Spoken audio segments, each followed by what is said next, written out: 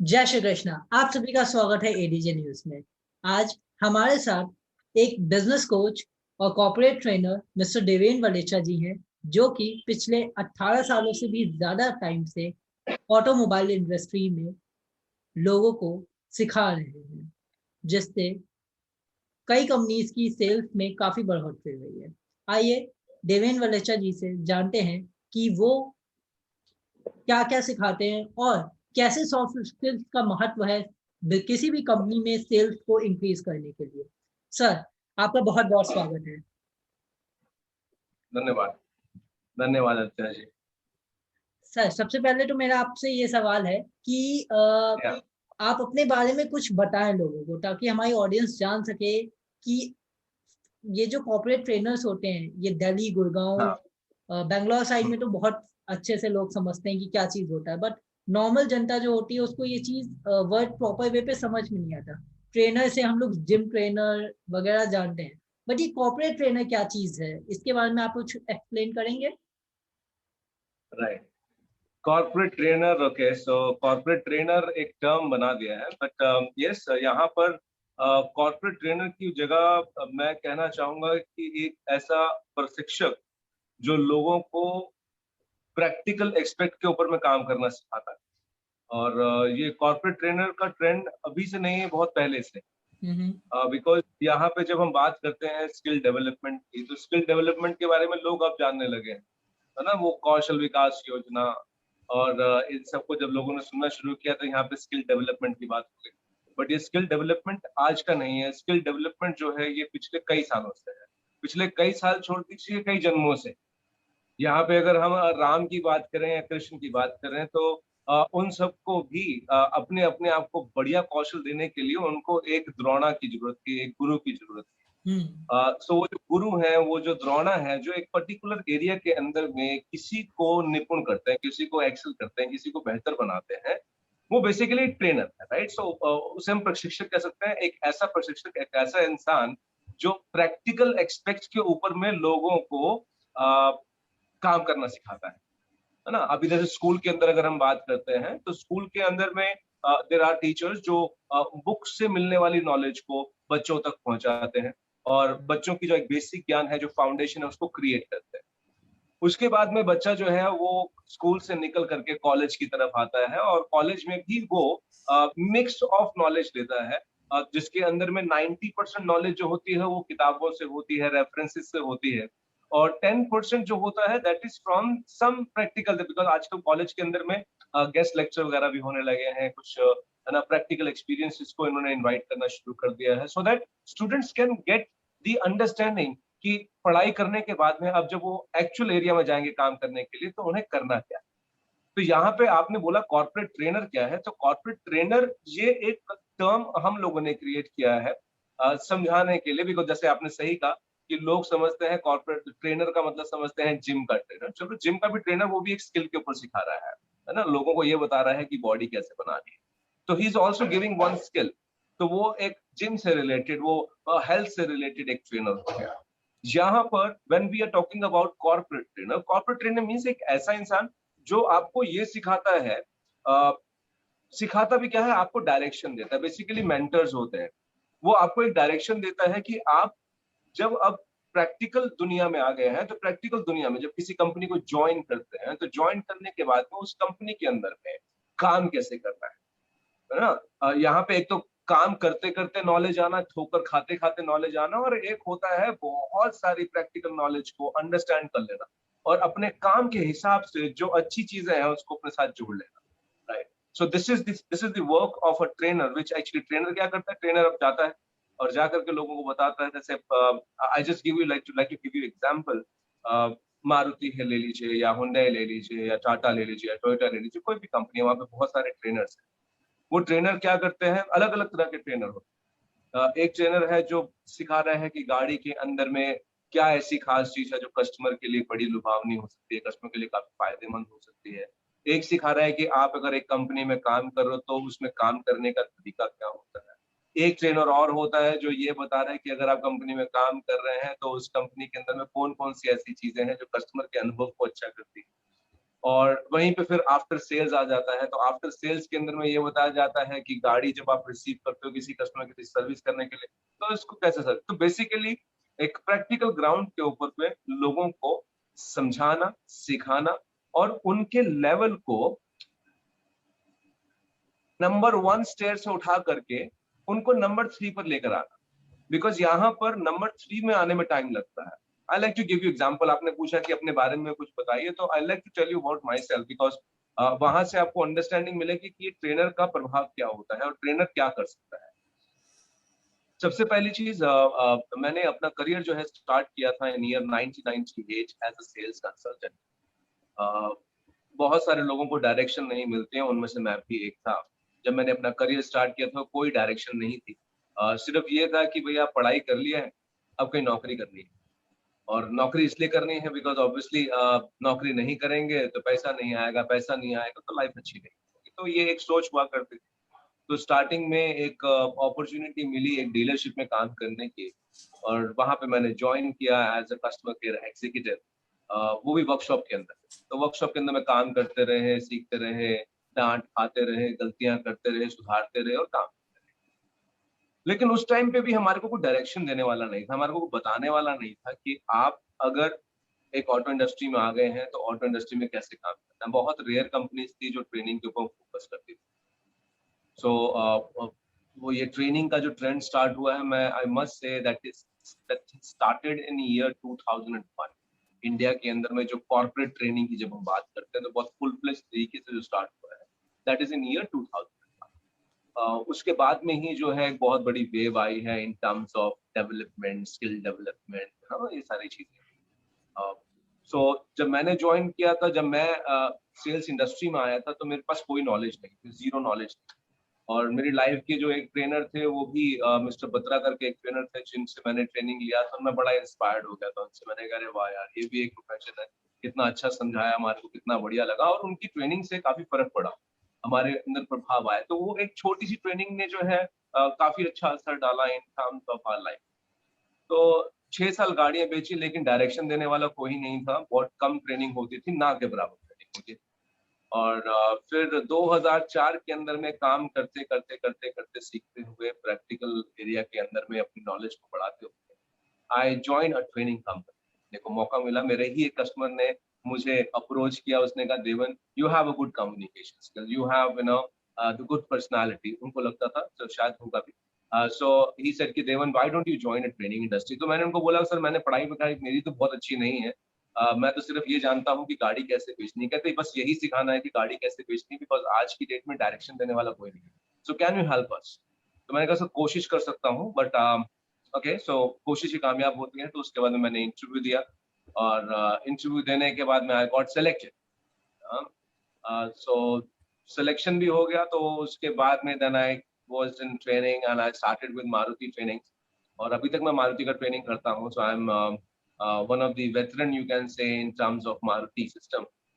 2004 से मैं ट्रेनिंग में जुड़ा हुआ हूँ मारुति के साथ में। और उसके अलावा मैंने और भी बहुत सारे ओईएम्स के साथ में मैंने ट्रेनिंग किया है। You name the OEMs I work with them. So वहां से स्टार्ट किया, एक कंपनी मैंने ज्वाइन किया एज अ सेल्स ट्रेनर। फिर उसी कंपनी के अंदर में I become a training specialist, I become a master trainer. फिर वहीं पे मैं नेशनल ट्रेनिंग हेड और रीजनल ट्रेनिंग हेड बना। और फिर 2015 के अंदर finally I decided to came into my business. So I started my own business with the name of Fine Roots business solution, जिसके बारे में आपको थोड़ी देर में बताऊंगा मैं। So I started a company. फिर उसके बाद में 4-5 साल मैंने उसके साथ में काम किया और फिर कोरोना काल आ गया। बहुत बेहतरीन काल, एक नई लर्निंग लेकर के, एक नया चेंज लेकर के। और then I join this like so again वो थोड़ा सा डाउन हुआ है काम उसमें, फाइन उसमें, बिकॉज अभी सब कॉलेज स्कूल वगैरह बंद है, बिकॉज मेरा काम कुछ उससे जुड़ा हुआ है। और अभी आई am a freelance coach, I am a freelance trainer, की नोट ट्रेनर ऑटोमोबाइल इंडस्ट्री के अंदर में आप कह सकते हैं।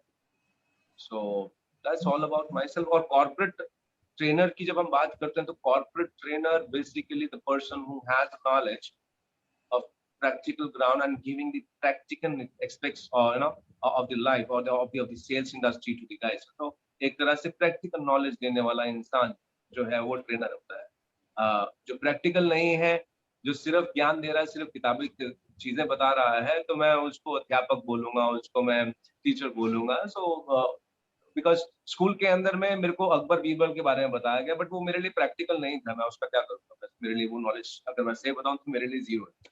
मेरे लिए प्रैक्टिकल क्या है? प्रैक्टिकल ये है कि भैया मैं अगर लकड़ी का काम कर रहा हूँ, तो लकड़ी का काम करते हुए मुझे हथौड़ा कैसे चलाना है, मुझे कील कैसे मारनी है, मुझे उसकी नॉलेज की आवश्यकता है। कील लोहे की होनी चाहिए, ये नॉलेज मेरे टीचर ने मुझे बता दिया, अच्छी नॉलेज थी, अच्छा ज्ञान था। हथौड़ा ऐसा होता है, ये मैंने समझ लिया, लेकिन अब उसको चलाना कैसे है, उसके ऊपर काम कैसे करना है, तो इसको सिखाने के लिए तो एक स्पेशलाइज्ड पर्सन होता है, उसको हम कहते हैं ट्रेनर। अब यहीं पे कॉर्पोरेट इंडस्ट्री में काम कराने वाला और काम सिखाने वाला, उसको हम कहते हैं कॉर्पोरेट ट्रेनर। या थैंक यू। That's great. ये इंफॉर्मेशन तो सर काफ़ी अच्छी थी एज पर माय व्यूज़। लेकिन यहाँ पे कुछ चीज़ें अभी आपने डिस्क्राइब की, ठीक है, जिस पे हमारे कुछ क्वेश्चंस है। जैसे अभी आपने कहा कि आपने स्टार्ट किया अपना करियर 2004 में एज अ सेल्स ट्रेनर, ठीक। तो एट दैट यस। टाइम जब सेल्स की बात आती है, तो ऑटोमोबाइल इंडस्ट्रीज की सेल हो या किसी भी अदर सेक्टर की सेल्स हो, सेल्स करने के कुछ तरीके तो ऑलमोस्ट सेम होते हैं। स्पेसिफिकेशंस को हटा दें, जैसे गाड़ियों में स्पेसिफिकेशंस होते हैं, I understand that, but normally जो सेल्स स्किल्स होती हैं वो तो कॉमन होती हैं, if I am not wrong. तो एट या दैट यू आर टाइम क्या होता है, कैसे उसको बढ़ाया जा सकता है? Right. You are absolutely right, absolutely right. अगर हम बात करते हैं तो अब देखिए, समझिएगा इस बात को। जब हम बात करते हैं सेल्स की, यस, सेल्स का बेसिक फंडा इज सेम फॉर एवरीवन ना। चाहे आप कपड़ा बेच रहे हो, चाहे आप मोबाइल फोन बेच रहे हो, चाहे आप एक चम्मच बेच रहे हो, एनीथिंग व्हाट एवर सेलेक्ट, तो जो बेसिक फंडा है दैट इज सेम। ओके। और सेल्स इंडस्ट्री के अंदर में अगर मैं सारी बातों का निचोड़ करूं, और हम जितनी भी बातें करते हैं, तो उसके केंद्र बिंदु में एक ही चीज होती है, that is the customer. That's true. ठीक है। सो यहाँ या केंद्र बिंदु में कस्टमर का मतलब ये होता है कि हम कुछ भी अगर बात करते हैं, हम कुछ भी समझाते हैं, तो उसका मेन पर्पस होता है कि वो customer should be happy always. आप कुछ भी बात करते हैं, जैसे अब अगर मैं आपको गाड़ी बेचने की बात सिखा रहा हूँ, या मैं आपको बता रहा हूँ प्रोसेस को फॉलो करना है, तो वो सारी चीजें क्यों करनी है? अल्टीमेटली इज फॉर ओनली वो one person, and that is the consumer. The consumer is the king in the market, and we need to respect that. तो यही चीज हम बेसिक चीज जो है, ये वो जो बेसिक ज्ञान है, जो बैकग्राउंड है, सिखाने का जो पर्पस है, वो बेसिकली कस्टमर सेंट्रिसिटी है। बट हाँ, अब आपने पूछा कि ये अलग कैसे है, क्या ये अलग है या नहीं है? बिल्कुल अलग हो जाता है, बहुत सारी चीजें। अब यहाँ पे अगर मुझे कपड़ा बेचना है, तो बेसिक फंडामेंटल सेम है, लेकिन कपड़ा बेचने के लिए मुझे कपड़े की नॉलेज की आवश्यकता है।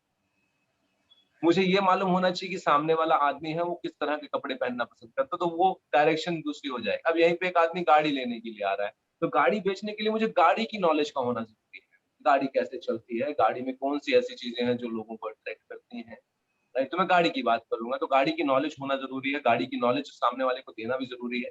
और साथ में बेसिक वापस वही रहेगा, कस्टमर सेंट्रिसिटी, कस्टमर संतुष्ट होना चाहिए।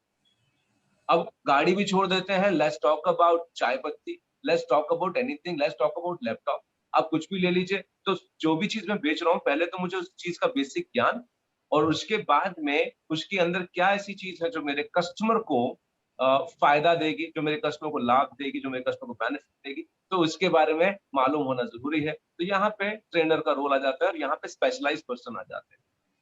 अब जैसे आप जो है मास कम्युनिकेशन में हैं, अब जैसे आप यहाँ पे मेरा इंटरव्यू ले रहे हैं, सो आप मीडिया से जुड़े हुए इंसान हैं। तो अगर आप बोलेंगे कि मैं आपको मीडिया की नॉलेज दे दूं, तो मैं आपको नहीं दे सकता हूँ। क्यों? बिकॉज मेरी एक्सपर्टीज मीडिया में नहीं है, मेरी एक्सपर्टीज सेल्स में है, मेरी एक्सपर्टीज कम्युनिकेशन में है, मेरी एक्सपर्टीज ट्रेनिंग में है। सो मैं यहाँ पर जो है अपना स्किल प्रोवाइड कर सकता हूँ, यहाँ पे लोगों को सिखा सकता हूँ। बड़ा बेसिक सा फंडा है, it's not not very typical. So basically यहाँ पर जो चीज आपके पास में है, आप दुनिया को देने की कोशिश करो, ताकि दुनिया बेहतर बन सके। अपनी ओन स्किल्स, अपनी ओन नॉलेज, अपनी own best practices, and the best practices of the industry as well as every company has their own expectation. जैसे मारुति है, दूसरी कंपनीज है, तो उन सबकी अपनी एक्सपेक्टेशन होती है, जो लोगों तक पहुंचानी है, जो उनके सेल्स के लोगों को पहुंचानी है, या उनके कस्टमर तक पहुंचानी है। तो वो एक्सपेक्टेशन को ध्यान में रख करके हम लोग ट्रेनिंग करते हैं और हम लोग लोगों को सिखाते हैं, बताते हैं और उनको बेहतर बनाते हैं ताकि वो अपने जीवन के अंदर में आगे बढ़ सकें। That's the purpose. That's great. या सर, जैसे कि मैंने ये भी नोटिस किया है कि कई बार जैसे आप कॉर्पोरेट ट्रेनर हो, ठीक है? आप सिखाते हो लोगों को, तो राइट। इस चीज़ का जहाँ तक मुझे लगता है काफ़ी इम्पोर्टेंस होता है कि सेल्स के पहले तो हम क्लाइंट को खूब हुँ, अप्रोच करते हैं कि हाँ भैया ले लो, ये चीज़ अच्छी है, ये चीज़ वैसी। बट आफ्टर सेल जो सर्विस होती है, अगर वो अच्छी हुँ। नहीं होती है या उसमें कोई प्रॉब्लम होती है, तो कंपनी की रेपुटेशन ऊपर-नीचे होती है, जहाँ तक मुझे लगता है। तो क्या ऐसा सही में प्रैक्टिकल नॉलेज में भी होता है या इज नॉट दैट पार्ट? बिल्कुल होता है। देखो एक होता है प्रोडक्ट, है ना? हम हर एक चीज़ को एक प्रोडक्ट मान लेते हैं। हम्म। अ, जैसे मैं भी एक प्रोडक्ट ही हूँ। अगर आप मुझे देखते हैं तो मैं भी एक प्रोडक्ट। अब मैं किस तरह का प्रोडक्ट हूँ? मैं प्रोडक्ट हूँ लोगों को सिखाने के लिए, ऑटो इंडस्ट्री के अंदर ट्रेन करने के लिए मैं एक प्रोडक्ट हूँ फॉर ओईएम्स। सो यहाँ पे मेरी moral responsibility as a owner of this product कि मुझे जो है कंपनी को अच्छी सर्विसेज़ देनी है। मैं अगर अच्छी सर्विसेज़ देता हूँ, तो obviously word of mouth works. वहाँ पे they will actually give me more privilege, they will give me more importance, they will invite and they will ask me to do bigger task. But वहीं पे अगर मैं गलती कर कुछ गलतियाँ ऐसी होती हैं जो शायद इग्नोरेबल होती हैं, बट कुछ गलतियाँ होती हैं जो गलतियाँ भी नहीं कहूँगा, बैड सर्विसेज़ कहूँगा। कुछ सर्विसेज़ ऐसी होती हैं जो बैड बुक्स में चली जाती हैं। सपोज़ जैसे आपको एग्ज़ाम्पल देता हूँ, मेरा काम है ट्रेनिंग देने का और मुझे 9 बजे कहीं पे पहुँचना है ट्रेनिंग के लिए और वहाँ पे 100 आदमी वेट कर रहा है। As an bad habit, I am going to the training program half an hour late every time और 1 आवर लेट एवरी टाइम। और उसके बाद में I am very much I am not sticking to the agenda.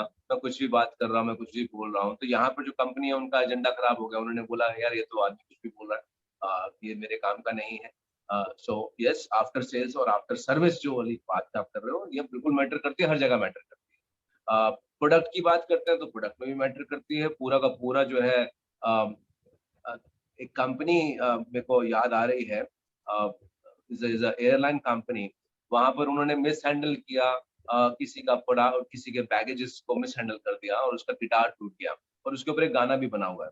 Okay, so somebody broke my guitar, I just मेरे दिमाग से skip हो रहा है वो सॉन्ग। सो उस गाने की वजह से उस एयरलाइंस को कितने मिलियंस का नुकसान हुआ। लोगों ने उसके अंदर ट्रैवल करना बंद कर दिया। Reason is only one, because this service is so after sale service yes matters, बहुत मैटर करती है। और ट्रेनर्स के लिए भी ऐसा ही है। अगर हम अच्छी सर्विस देंगे तो हमारा अच्छा सर्विस देने का मेन पर्पस, अगर मैं अपनी बात करता हूँ तो मेरा पर्पस सिर्फ एक ही होता है कि अगर मैं किसी को अपना 1 घंटा दे रहा हूँ और उस घंटे 1 घंटे में अगर वो 5 मिनट भी मेरे से कुछ अच्छा ले जाता है तो मेरा पर्पस सॉल्व हो जाता है। और अगर वो उसको यूटिलाइज करता है, उसको यूज करता है और उसकी लाइफ में कुछ अच्छा बदलाव आता है तो मेरा पर्पस सॉल्व होता है। That's great. सो सारे ज्ञान या सो दैट्स द पर्पस। और आप अगर बुरे हैं तो लोग आपको पसंद नहीं करेंगे। और यहाँ पे मेरे साथ में ये है कि मैं अब तक जो है 60-70 हज़ार लोगों को ट्रेन कर चुका हूँ अपने करियर के अंदर।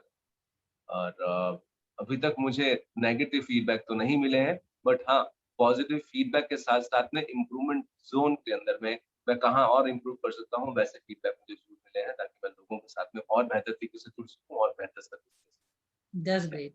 So if I am not wrong, आप भी अभी जहाँ तक कहा जाता है कि सीखने की कोई उम्र नहीं होती, तो after a long time 18 years एक इंडस्ट्री में आप एज अ ट्रेनर रहे, एंड राइट नाउ आपने अभी खुद भी बोला कि आप अभी भी कई चीज़ों पे सीखते हो, तो that's a great thing. I am really happy with that, क्योंकि मैं भी सीख रहा हूँ, कई लोग सीखते हैं। लेकिन ऐसे लोगों के लिए आपका क्या मैसेज है सर, जो लोग सीखना बंद कर देते हैं, जो ये सोचते हैं कि एक कोटि संस्कृत में वर्ड है अहम ब्रह्मा, अहम ब्रह्मास्मि, मतलब मैं ब्रह्मा हूँ। तो ऐसे लोगों के लिए राइट, आप क्या कहना चाहोगे? ओके। सबसे पहली चीज़ तो ये, जब ये कहा जाता है कि लोग सीखना बंद कर देते हैं, मेरे को ये तो लगता है कि लोग सीखना बंद कर ही नहीं सकते हैं।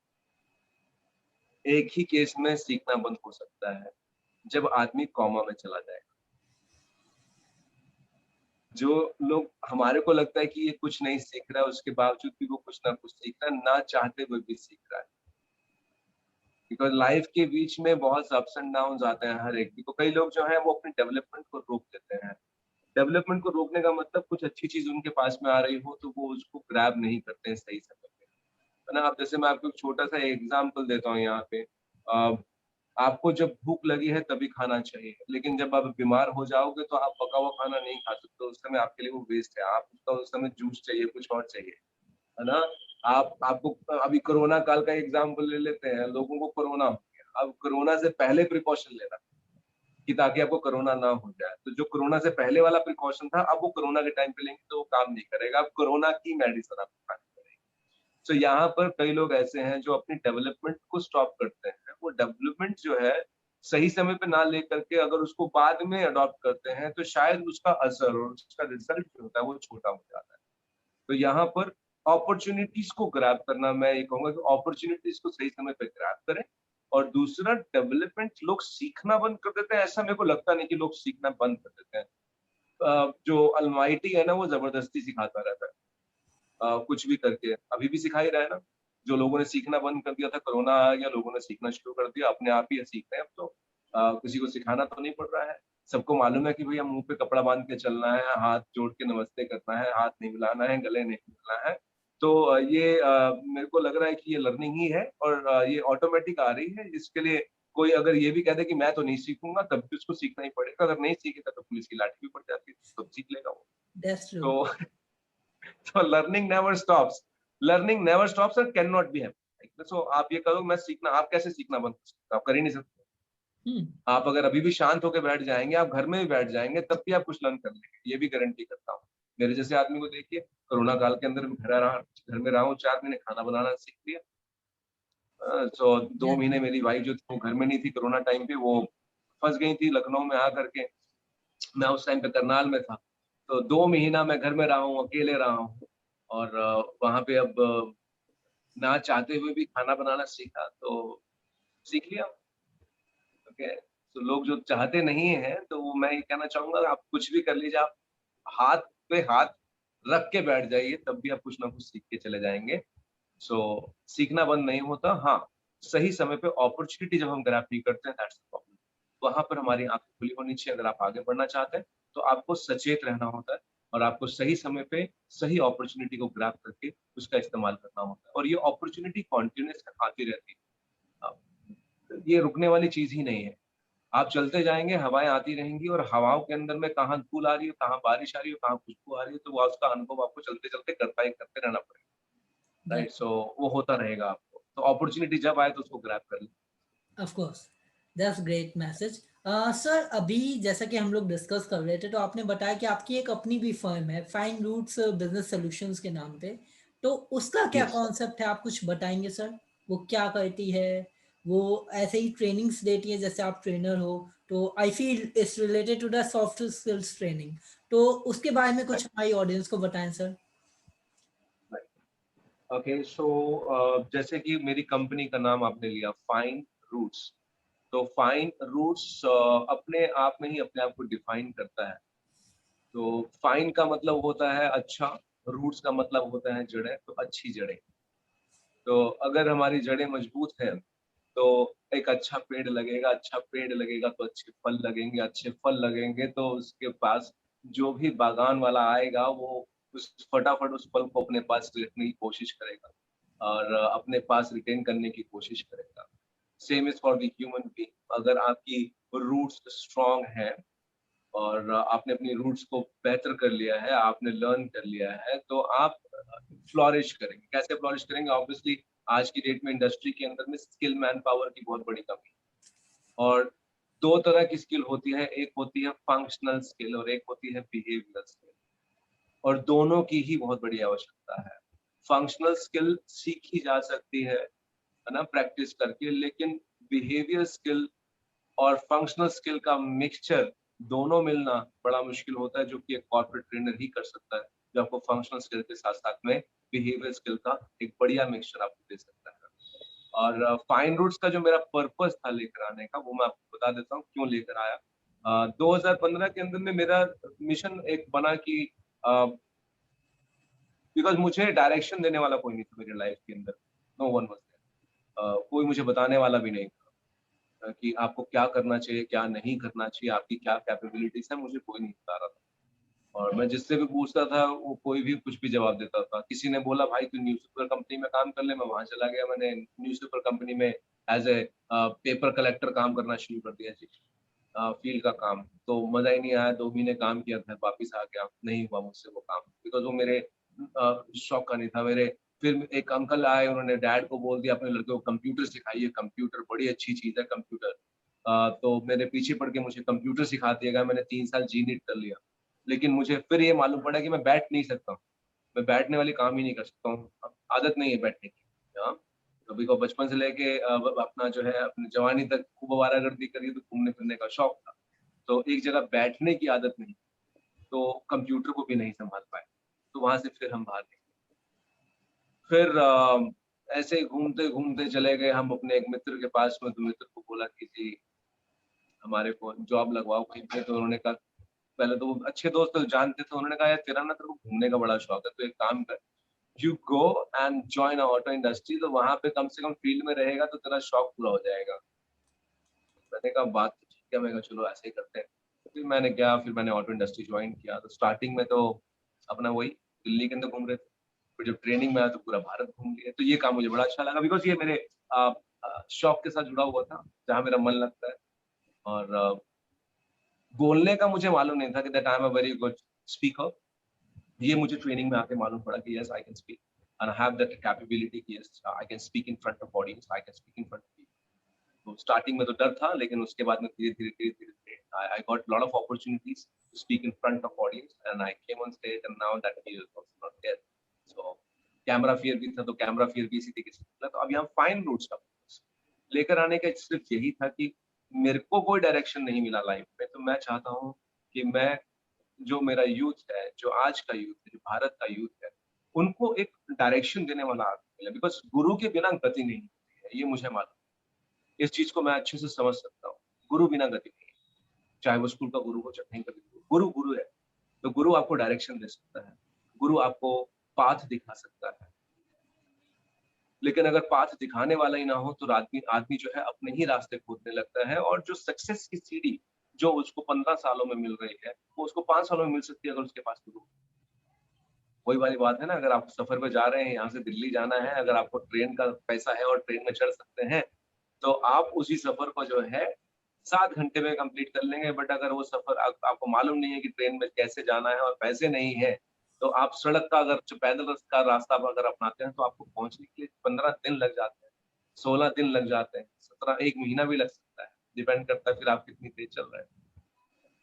So now same is for the now the purpose of the fine roots. तो मैं चाहता हूँ कि लोग मुझे एक कुंजी की तरह इस्तेमाल करें और उस कुंजी से एक फायदा उठाते हुए अपनी लाइफ को बेटर करें। So that's the purpose. तो इसी पर्पस को ध्यान में रखते हुए आई स्टार्टेड फाइन रूट्स। तो मैंने स्टार्टिंग में IIT कॉलेजेस के साथ में काम किया और कुछ MBA कॉलेजेस के साथ में मैंने काम किया, जहाँ पर as a guest lecturer I was training students. और फिर बीच में ऐसा भी हो गया था कि जब कुछ स्कूल और कॉलेजेस ऐसे थे जहां पर उनके पास में पेइंग कैपेसिटी नहीं थी स्टूडेंट्स के पास में, सो आई डिडंट चार्ज एनीथिंग। तो मैंने कहा चार्ज नहीं करेंगे, जब पैसा नहीं है तो मैं चार्ज नहीं करूंगा, बट यस ज्ञान जरूर दूंगा, इनको रुकने नहीं दूंगा, इनको आगे बढ़ना जरूरी है, guidance is very very important. So I was there with them and I give them guidance. उनमें से कई दोस्त ऐसे भी हैं जो आज अपनी अपनी इंडस्ट्री चूज कर चुके हैं and they send me token of thanks most of the time, sometimes messages, sometimes mails. So I'm so happy with that. So इस मिशन के साथ में मैंने स्टार्ट किया और ये मिशन मेरा कंटिन्यू रहेगा आने वाले टाइम के अंदर में।